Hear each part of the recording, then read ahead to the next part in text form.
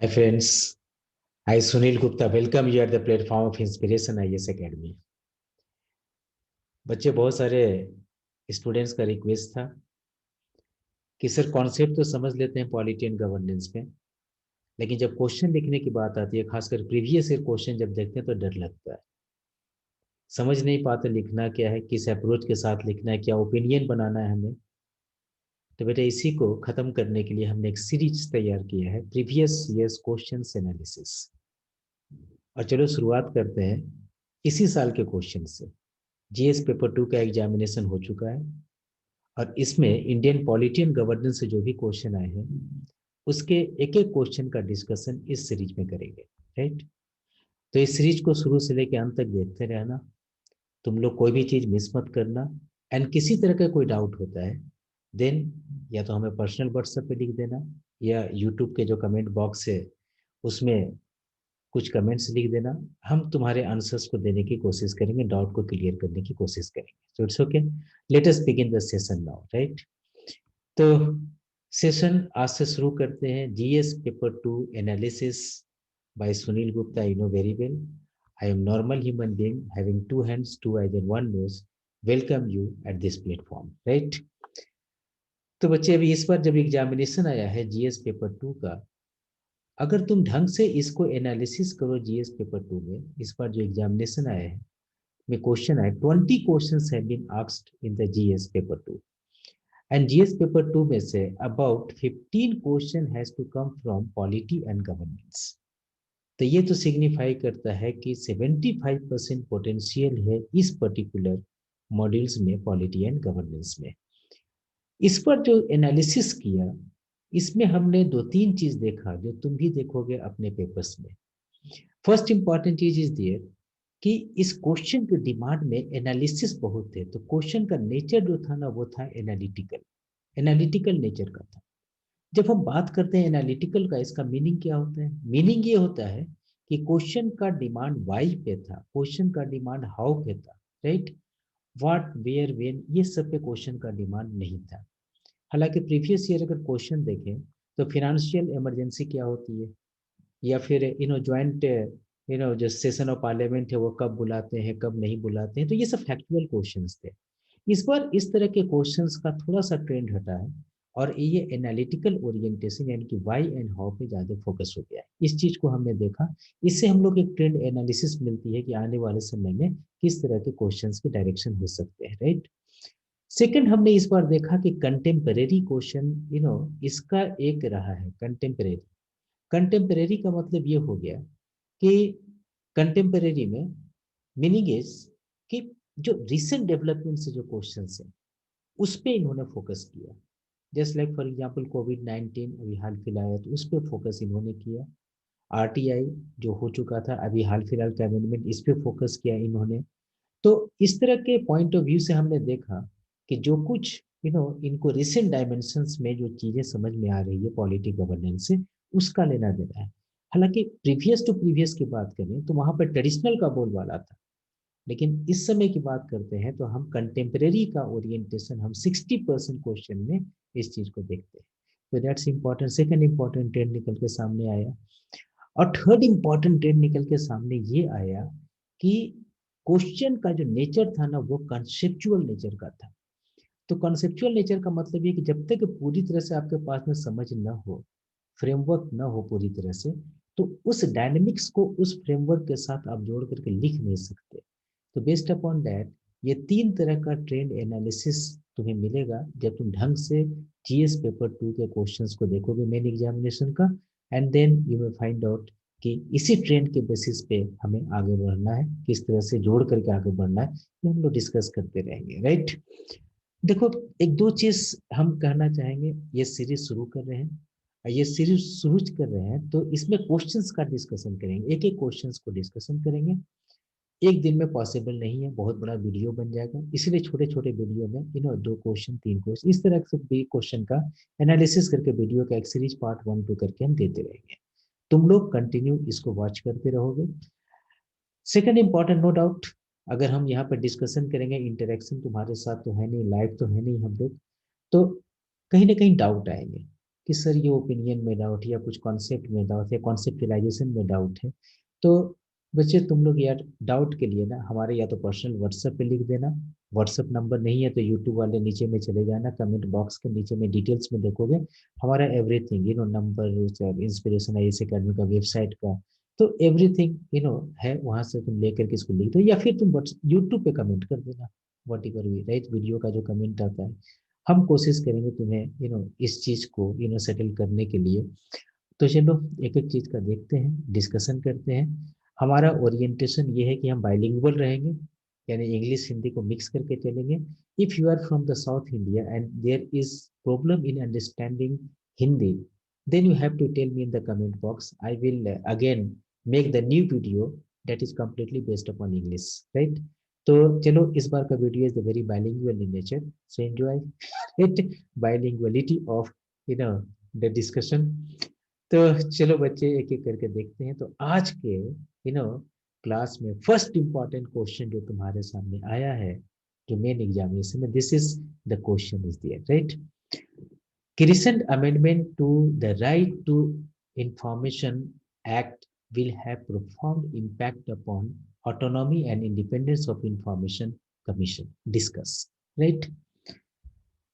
देखो किसी भी क्वेश्चन को करने के लिए सबसे पहले हमें ना डिमांड को समझना पड़ता है कि डिमांड ऑफ क्वेश्चन क्या है। बिकॉज डिमांड जब तक तुम नहीं समझते हो ना तब तक ये ओरिएंटेड तुम नहीं लिख पाओगे, राइट? तो डिमांड को समझना जरूरी है। अब इसको देखो डिमांड कहाँ से आया। डिमांड दो तरह से होते हैं, किसी रीजन से डिमांड और किसी पॉइंट पे डिमांड। इसको कहते हैं लोकस ऑफ डिमांड, एक को कहते हैं फोकस ऑफ डिमांड। तो जनरली जब तुम मास्टरी हासिल कर लेते हो फोकस ऑफ डिमांड को समझने में, कुछ नहीं है, answer sheet is nothing but expansion of the focus of the demand, right? तो अगर इसका हम फोकस समझ लें तो कुछ नहीं है, उसका एक्सपेंशन कर देंगे, दैट इज आंसर, राइट? तो very easy to interpret each and everything. तो सबसे पहले हम लोग समझेंगे इस क्वेश्चन का डिमांड क्या है, राइट? बेटा देखो इसका लोकस अगर हम देखें यानी कि किस रीजन से क्वेश्चन पूछा गया है, तो क्लियर है कि यहाँ पर एक राइट टू इंफॉर्मेशन एक्ट यानी कि आरटीआई एक्ट से ये क्वेश्चन पूछा हुआ है, राइट? तो फर्स्ट इंपॉर्टेंट एरिया इधर कि आरटीआई एक्ट से ये क्वेश्चन पूछा हुआ है। ये अब आरटीआई एक्ट में है क्या कि बहुत सारी चीजें। आरटीआई एक्ट कब बना, उसका बैकग्राउंड क्या है, उसका इवोल्यूशनरी डायमेंशंस क्या है, अनदर इम्पोर्टेंट के अंदर प्रोविजन क्या है, उनके अंदर लिमिटेशंस क्या, उसमें क्या क्या अमेंडमेंट हुए तो यहाँ पर ये ना बहुत सारे हैं। तो क्या सब कुछ लिख डालोगे? नहीं, हमें प्रोविजन नहीं लिखना, हमें ये नहीं लिखना, हमें ये नहीं लिखना, हमें लिखना है यहाँ पर अमेंडमेंट। तो बेटा हम लोग यहाँ पर ट्रैक किए तो इसका मतलब हो गया कि इस अमेंडमेंट को ट्रैक किए तो that is related to which one, the focus. Focus यहाँ पर जो हुआ यानी कि पॉइंट ऑफ डिमांड हम समझे कि इसमें हमें प्रोविजन नहीं लिखना, लिमिटेशन नहीं लिखना, इसमें हमें लिखना है जो अमेंडमेंट हुआ है, अमेंडमेंट इन आरटीआई एक्ट 2005 में जो अमेंडमेंट हुआ उसी के बारे में हमें लिखना है, राइट? बच्चे अमेंडमेंट भी एक दो बार नहीं हुआ, करीब 3-4 बार अमेंडमेंट हो चुके हैं, जिसमें कि 2013 में एक अमेंडमेंट हुआ जिसमें पॉलिटिकल पार्टी को इन्होंने कहा था कि नहीं एक साथ रखेंगे, तो पॉलिटिकल पार्टी को हटाने के लिए बिल लाया था हम लोग ने, राइट? तो यहाँ पर 2-3 बार अगर बीच बीच में अगर कुछ अमेंडमेंट हुआ है तो क्या सब लिख देंगे? नहीं बेटा, यहाँ पर सब नहीं लिखेंगे, यहाँ पर इसको देखेंगे रिसेंट अमेंडमेंट। तो रिसेंट अमेंडमेंट हुआ है इस बार 2019 में, राइट? और 2019 में जो अमेंडमेंट हुआ जिसको हम कहते हैं आरटीआई अमेंडमेंट एक्ट 2019, तो उसमें ये जब अमेंडमेंट किया तो यहाँ पर एक कंट्रोवर्सी आ गया। और कंट्रोवर्सी ये आ गया कि ये अमेंडमेंट ट्रांसपेरेंसी की तरफ नहीं जाता बल्कि ट्रांसपेरेंसी से दूर जाता है। यानी कि अमेंडमेंट करने के बाद जो इंडिपेंडेंस था इंफॉर्मेशन कमीशन का, यानी पूरे एक्ट का रखवाला है इंफॉर्मेशन कमीशन, और इंफॉर्मेशन कमीशन अगर स्ट्रांग रहेगा तभी ये एक्ट स्ट्रांग रहेगा, और एक्ट स्ट्रांग रहेगा तभी ट्रांसपेरेंसी का स्पिरिट मजबूत होगा। तो हमने देखा कि इस अमेंडमेंट में ये जो जहां पर पूरा रूट है, जो होल्डर ऑफ द एक्ट है इंफॉर्मेशन कमीशन, उनको हमने डायल्यूट किया है, उनकी ऑटोनॉमी और इंडिपेंडेंस को हमने डायल्यूट किया है, इम्पैक्ट पड़ा है इनके ऊपर में, राइट? तो भाई साहब कैसा इम्पैक्ट पड़ा है? इसी चीज को हमें डिस्कस करना है, राइट। इसका मतलब ये हुआ कि जो अमेंडमेंट हमने किया, amendment in the RTI act, या फिर कह सकते हो कि कि आरटीआई अमेंडमेंट एक्ट 2019, ये जो हमने 2019 में अमेंडमेंट किया, तो इनका इम्पैक्ट क्या पड़ा है, किस पे, इंफॉर्मेशन कमीशन पे, उनके इंडिपेंडेंस एंड ऑटोनॉमी पे क्या इम्पैक्ट पड़ा है, इसी के बारे में हम लोग लिखेंगे, राइट। तो ये हमारा हो गया फोकस, अब एकदम क्लियर हो गया कि 2019 में अमेंडमेंट हुआ, उसके कारण क्या इम्पैक्ट पड़ा, किस पे, इंफॉर्मेशन कमीशन पे। तो एकदम बिल्कुल क्लियर कट ओरिएंटेशन हमारे साथ आ गया।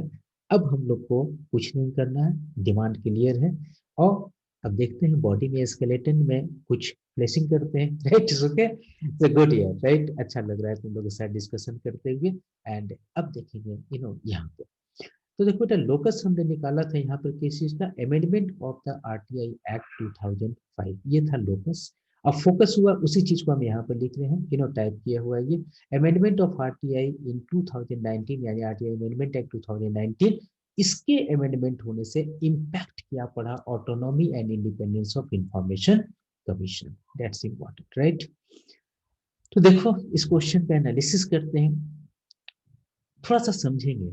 एक बार हम बता दें तुम्हें, 150 वर्ड में लिखना है, तो हम वर्ड स्पेसिफिक नहीं है, बिकॉज इसको पहले हम लोग समझ रहे हैं, इसलिए यहाँ पर जो हम वर्डिंग लिखे, हो सकता है कि 250 वर्ड्स में कल आ जाए, 300 वर्ड्स में आ जाए, तुम लोग कंफर्टेबल रहोगे, बिकॉज इसी तरह से मिलते जुलते क्वेश्चंस आते रहे, प्रीवियस ईयर्स में भी आरटीआई से क्वेश्चन आए रहे, तो दैट्स इंपॉर्टेंट, तो इसको एक बार समझोगे ताकि तुम्हें सब कुछ क्लियर कट यहाँ पर मिल जाए तुम्हें।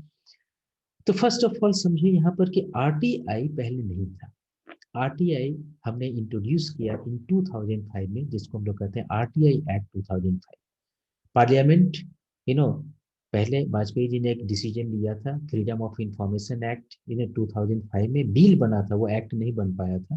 तो जब मनमोहन सिंह गवर्नमेंट आए तो फिर इन्होंने आरटीआई एक्ट 2005 को इनोवेट किया, फिर इसको बाद पार्लियामेंट ने इनैक्ट किया। इनैक्ट करने के पीछे पर्पस बहुत क्लियर था, पर्पस ये था कि यार हमें ना ट्रांसपेरेंसी चाहिए पब्लिक एडमिनिस्ट्रेशन में। सो पब्लिक एडमिनिस्ट्रेशन अगर काम करती है, यानी कोई भी एडमिनिस्ट्रेटिव एजेंसी काम करती है कॉन्फिडेंशियल कल्चर में, तो हमेशा मेल एडप्टिव बिहेवियर इसके साथ पनपता है। मेल एडप्टिव बिहेवियर का मतलब नेपोटिज्म, फेवरेटिज्म, करप्शन यहाँ पर पनपता है, राइट। लेकिन जब हम ट्रांसपेरेंसी में किसी चीज को काम करते हैं, ट्रांसपेरेंट इन्वायरमेंट में काम करते हैं, तो ऐसे में अकाउंटेबिलिटी उस पब्लिक इंस्टीट्यूशंस का बढ़ता है, इंश्योर होता है, राइट। और इस इंश्योर होने के लिए कैसे फंक्शनिंग करेगा इंस्टीट्यूशनल मीन से, इसी के लिए हमने आरटीआई एक्ट को हमने इंट्रोड्यूस किया था, ताकि ट्रांसपेरेंसी बढ़े, अकाउंटेबिलिटी बढ़े पब्लिक गवर्नेंस में, क्योंकि गुड गवर्नेंस का एक अप्रोच था, इसलिए हमने इनको इंट्रोड्यूस किया था, राइट। इनके अंदर कुछ प्रोविजन हमने बनाए थे, और इस प्रोविजन में बहुत इंपॉर्टेंट प्रोविजन ये था कि पूरे एक्ट को एक एजेंसी जो है ना, दो एजेंसी बेसिकली, स्टेट लेवल पे स्टेट इंफॉर्मेशन कमीशन और यूनियन लेवल पे सेंट्रल इंफॉर्मेशन कमीशन, ये दोनों एजेंसी इस एक्ट के प्रोविजन को फॉलो करेगा, राइट। तो हमने क्या बनाया था इसमें कि ये CIC, another important what is called the SIC, इसमें कुछ मेंबर्स होते हैं, एंड इनको हेड करता है चीफ इंफॉर्मेशन कमिश्नर। इनमें भी मेंबर्स होते हैं जिसको कहते हैं स्टेट इंफॉर्मेशन कमिश्नर, एंड इनको हेड करता है chief state information commissioner, right.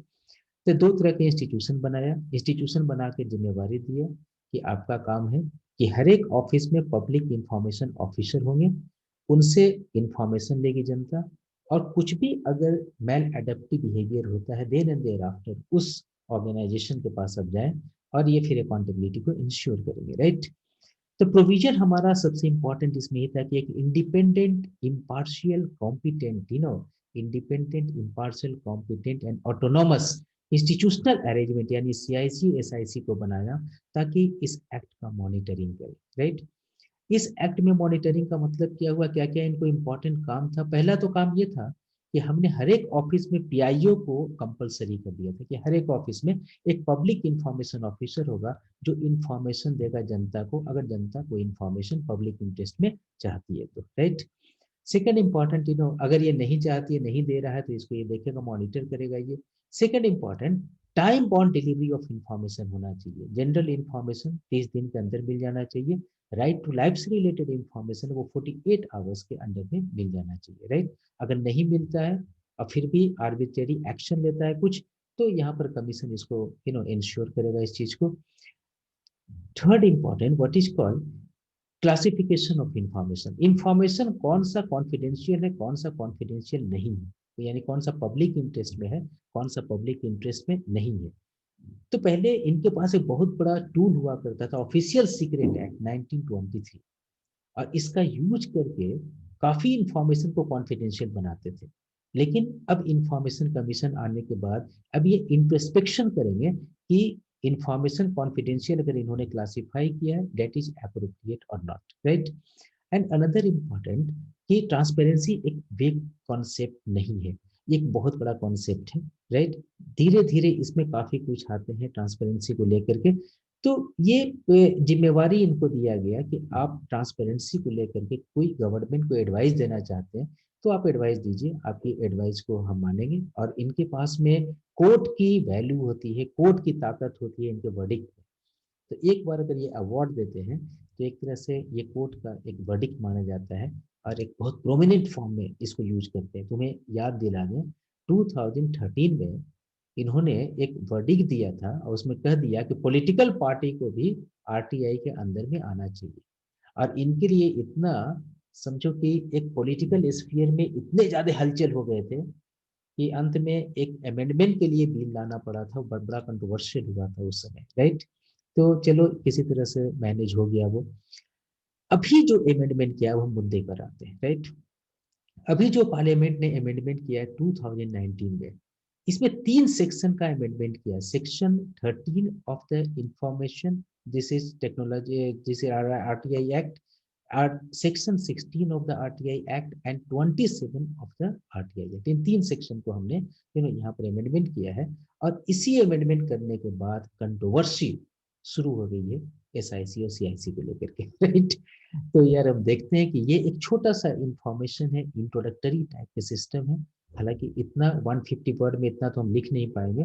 अगर 250 वर्ड अगर आता है, 300 वर्ड्स अगर आता है, तो इसका कुछ इंपॉर्टेंट कंटेंट तुम इंट्रोडक्शन में लिख सकते हो। एक थोड़ा ब्रीफिंग तुम्हें दे दिया ताकि कॉन्सेप्ट भी बने, और अगर कोई स्पेस की बात आई तो उसमें करेंगे। राइट, अब हम लोग चलेंगे कि आखिर अमेंडमेंट में था क्या, जो इतना कंट्रोवर्शियल हो गया, ऑटोनॉमी इम्पैक्ट की बात करने लगा। तो अमेंडमेंट में था क्या बेटा? अमेंडमेंट में 3 अमेंडमेंट थे, सेक्शन 13 का, सेक्शन 16 का और सेक्शन 27 का। राइट, तो एक एक करके देखते हैं कि अमेंडमेंट में क्या था। तो अमेंडमेंट में सेक्शन 13 में पहला जो प्रोविजन था उसमें ये लिखा हुआ था कि the term of the central chief information commissioner and the information commissioner का जो टर्म होगा वो 5 साल होगा, या फिर 65 ईयर्स, विच एवर भी अर्लियर, जैसे सीएजी का लिखा होता है। राइट, उसी टाइप का चीज इसमें मेंशन किया हुआ था। राइट, और दूसरी चीज ये मेंशन थे पहले कि the salary allowances and the other terms of the services of information commissioner, salary पैसे हो गए इनको, allowances a condition of services, मतलब कितने छुट्टी मिलेंगे, रिटायरमेंट बेनिफिट्स क्या होगा, अदर प्रिविलेजेस बेनिफिट्स क्या होंगे, तो उसको कहते हैं टर्म्स ऑफ सर्विसेज। ये इक्विवेलेंट होगा चीफ इलेक्शन कमिश्नर का।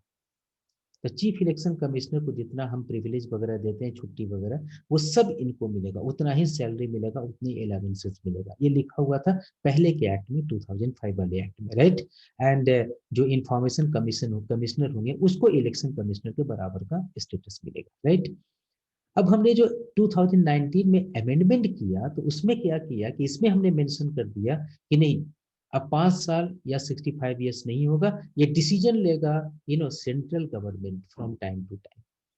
अब सेंट्रल गवर्नमेंट डिसीजन लेगा, हो सकता है 1 साल के लिए कहे, 2 साल के लिए कहे, 3 साल के लिए कहे, क्या टर्म्स रखेगा पता नहीं।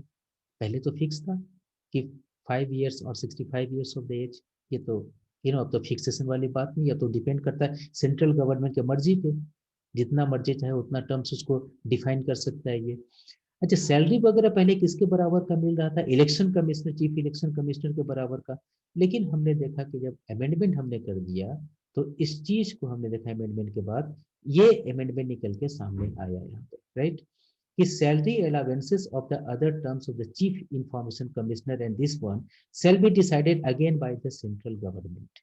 यानी कितनी सैलरी हो सकता है कि जो सैलरी हो कम भी हो सकता है, कुछ भी हो सकता है सिस्टम में, तो ये भी जो प्रिस्क्राइब करेंगे ये सेंट्रल गवर्नमेंट करेंगे। तो ये बहुत बड़ी चीज है कि आप इलेक्शन कमिश्नर का स्टेटस दे करके आपने उस स्टेटस को छीन लिया। और टेन्योर सबसे इंपॉर्टेंट चीज होती है इंडिपेंडेंस और ऑटोनॉमी के लिए, उस टेन्योर को भी आपने छीन लिया। आप अपनी मनमर्जी से पता नहीं 2 साल के लिए रखेंगे, 1 साल के लिए रखेंगे, वो आपके ऊपर डिपेंड करता है, राइट। तो ये एक बहुत बड़ा हमने देखा कि चेंजेस हुए। दूसरा सेक्शन 16 में चेंज हुआ, राइट। 16 में क्या चेंज हुआ, इसमें लिखा हुआ था 2 इंपॉर्टेंट क्लॉज, सेम थिंग जो ऊपर में लिखा हुआ था सेंट्रल लेवल के लिए, नीचे लिखा हुआ था स्टेट लेवल के लिए। लेकिन स्टेट में थोड़ा डिफरेंस था। स्टेट जो इंफॉर्मेशन कमिश्नर होंगे सेम थिंग है, 5 साल या 65 ईयर्स ऑफ द एज। और सेकंड इंपॉर्टेंट सैलरी अलावेंसेज जो होंगे पर्टिकुलरली चीफ इंफॉर्मेशन कमीशन का, election commissioner and that particular information commissioner का जो होगा वो चीफ सेक्रेटरी के बराबर होगा। इसका मतलब चीफ सेक्रेटरी का जो salary allowances something decided by the executive, governor decide करते हैं। तो जाहिर है ये पहले गवर्नर के अंडर में ये सब चीज थे। लेकिन इनको भी हमने अमेंडमेंट कर दिया और कह दिया आज के बाद से ये भी सेंट्रल गवर्नमेंट डिसाइड करेंगे। और आज के बाद से इनका भी each and everything shall be decided by central government. तो यहाँ पर तो देखो सेंट्रल कमीशन या स्टेट कमीशन का तो ऑटोनॉमी गया ही, उनके टर्म्स भी चले गए, पता नहीं क्या डिसाइड करे। या अलावेंसेस वगैरह भी अब यही डिसाइड करेंगे, अब कमिश्नर वाली बात नहीं रही। लेकिन एक और चीज भी हुआ कि फेडरलिज्म को भी यहाँ पे एक इम्पैक्ट पड़ा, क्योंकि डिसीजन तो ले रहा था पहले गवर्नर, अब डिसीजन ले रहा है कौन, सेंट्रल गवर्नमेंट, तो यहाँ पर एक और भी चीज आई कि यार यहाँ पर तो independence of central information commission का इंडिपेंडेंस को आपने कम कर दिया, और यहाँ पर स्टेट इंफॉर्मेशन कमीशन का इंडिपेंडेंस एंड ऑटोनॉमी को आपने कम कर दिया। ये एक बहुत बड़ा इम्पैक्ट पड़ा, राइट। थर्ड इम्पैक्ट ये पड़ा कि पहले नहीं था कि टर्म्स ऑफ ऑफिसेस की सीआईसी का ऑफिसेस जो होंगे या फिर सैलरी वगैरह होगा इनके एम्प्लॉयज वगैरह का, कौन डिसाइड करेगा नहीं डिसाइड करेगा, पहले क्लियर नहीं था। लेकिन हमने इंसर्ट कर दिया है कुछ टर्म्स, और इसमें हमने कह दिया है सीआईसी एसआईसी के ऑफिसेस का में क्या होंगे, कितने लोग रहेंगे, कैसे रहेंगे, या सैलरी अलावेंसेस क्या होगा उनका, that shall be decided by central government, right. तो बेस्ड अपॉन दिस वन पूरी तरह से तुमने देखा कि एक तो हमने स्टेट का पावर को छीन करके यूनियन की तरफ कॉन्सेंट्रेट कर लिया, और दूसरा चीज देखा कि जो कमीशन थे जिसपे पूरा एक्ट का कह सकते हो कि जिम्मेवारी था, रिस्पॉन्सिबिलिटी था, वो भी रिस्पॉन्सिबिलिटी गया इनके पास से, और पूरी तरह से सेंट्रल गवर्नमेंट के पास चला गया। अब यार ऐसा अगर हो गया तो बता इम्पैक्ट पड़ेगा, तुम सोचो इम्पैक्ट पड़ेगा, पक्का इम्पैक्ट पड़ेगा। यहाँ पे क्या इम्पैक्ट पड़ेगा, बहुत पॉजिटिव इम्पैक्ट तो नहीं पड़ेगा, राइट, क्लियर है। अब आते हैं रियल डिमांड ऑफ क्वेश्चन में। ये तो हुआ कि ये अमेंडमेंट हुआ था, राइट।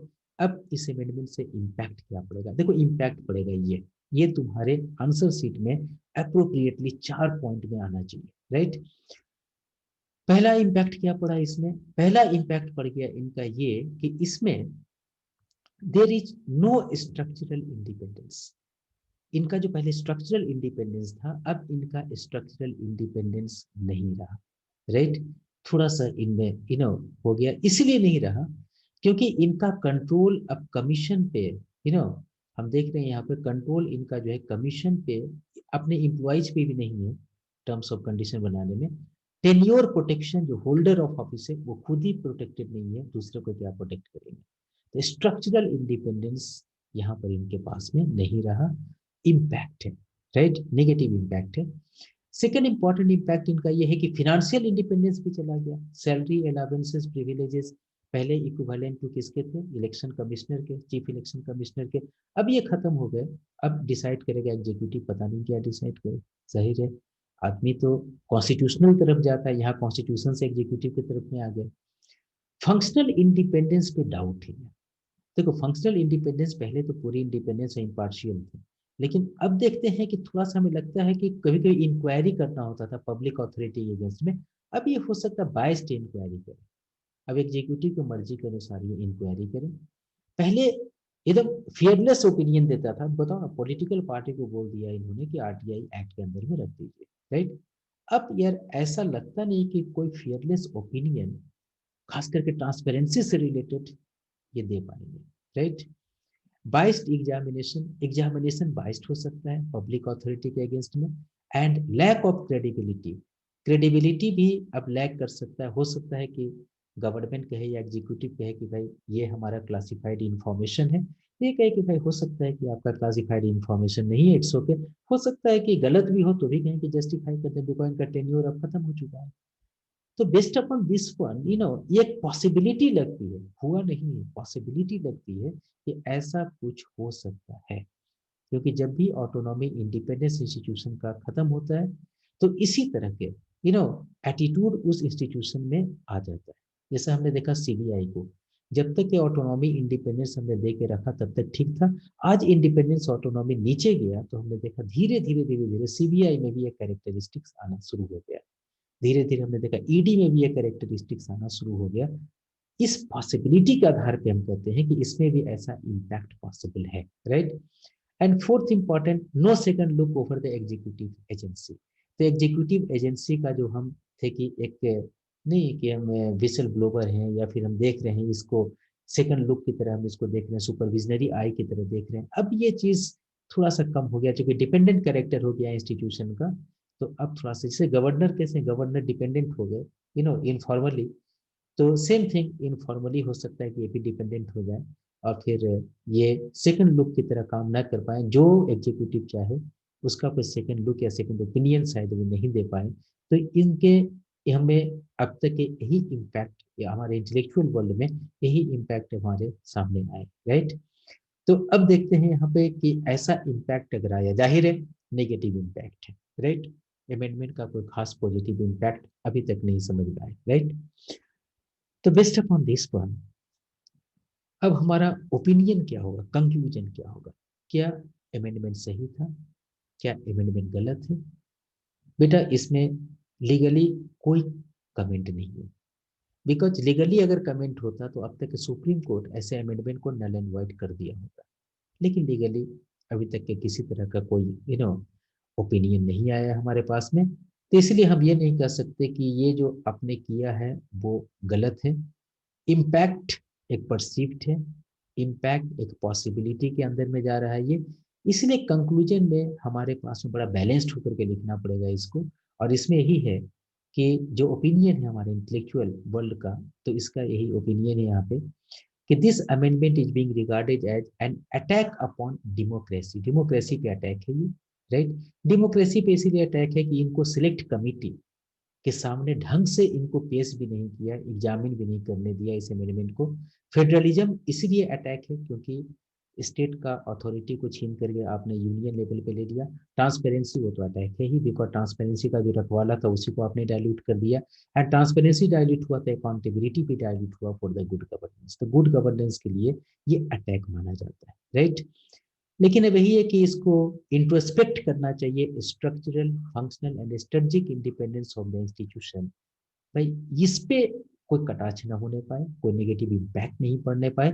ये तभी हो सकता है इधर बाई इनकॉर्पोरेटिंग काउंटर मैकेनिज्म। आपने जो किया है वो तो ठीक किया, लेकिन अगर आपको ये भी समझना पड़ेगा जो जो चीज आपको लगता है कि भाई ये इफेक्ट करेगा इनके इंडिपेंडेंस को, तो उनका एक काउंटर मैकेनिज्म इनके साथ होना चाहिए। और जो आपने एग्जिस्टिंग चेंजेस किए हैं और आपको लगता है कि इसमें कुछ और सेफगार्ड होना चाहिए, तो आप सेफगार्ड इसमें इनकॉर्पोरेट कर दीजिए, राइट। तो मोरली ये काम गवर्नेंस का बनता है और ये काम गवर्नेंस को करना चाहिए। तो बेस्ड अपॉन दैट, यहाँ तक अगर तुम लिख देते हो देन आई एश्योर एक अच्छा मार्क्स तुम्हें मिलेगा, राइट। तो अब पूरे टॉपिक को हमने समझा दिया। Still if you feel any kind of the doubt, then you can contact me on my mobile number, or you can contact me under the comment box of the YouTube of the video। तो इसको देखते रहना। और आने वाले समय में, आज तो हम एक ही क्वेश्चन को डिस्कस कर रहे हैं बिकॉज आज का शुरुआत का एक डिस्कशन था, ब्रीफली करना भी था हमें।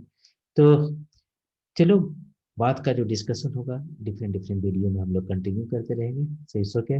Thank you very much to you all. Then may God bless you. Bye bye.